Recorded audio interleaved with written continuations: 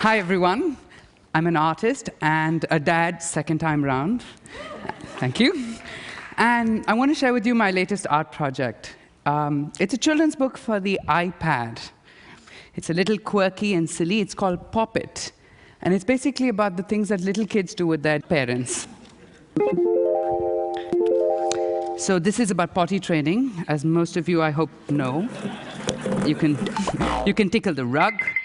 You can make the baby poop. You can do all those fun things. You can burst bubbles. You can draw, as everyone should.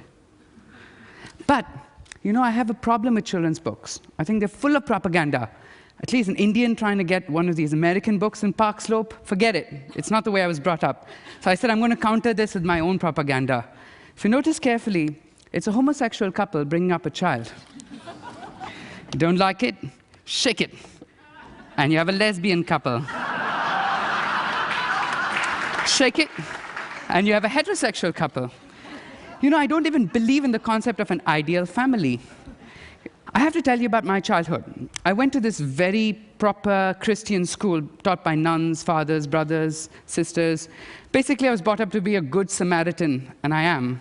And then I'd go at the end of the day to a traditional Hindu house, which is probably the only Hindu house in a predominantly Islamic neighborhood. Basically, I celebrated every religious function. In fact, when there was a wedding in our neighborhood, all of us would paint our houses for the wedding. I remember we cried profusely when the little goats we played with in the summer became biryani. We all had to fast during Ramzan. It was a very beautiful time.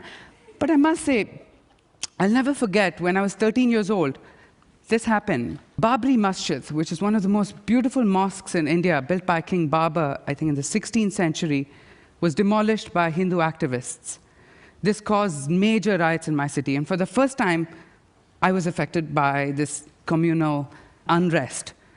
My little 5-year-old kid neighbor comes running in, and he says, "Rags, Rags, you know, the Hindus are killing us Muslims, be careful." I'm like, "Dude, I'm Hindu." He's like, "Oh!"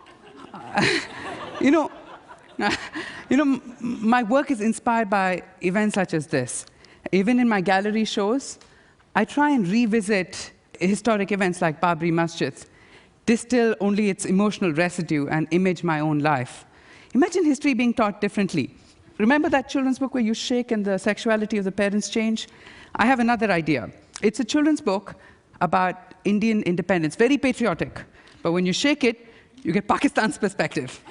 Shake it again, and you get the British perspective. You know, you have to separate fact from bias, right? Even my books on children have cute, fuzzy animals, but they're playing geopolitics. They're playing out Israel, Palestine, India, Pakistan. You know, I'm making a very important argument. And my argument is that the only way for us to teach creativity is by teaching children perspectives at the earliest stage. After all, children's books are manuals on parenting, so you better give them children's books that teach them perspectives. And conversely, only when you teach perspectives will a child be able to imagine and put themselves in the shoes of someone who is different from them. I'm making an argument that art and creativity are very essential tools in empathy. You know, I can't promise my child a life without bias. We're all biased.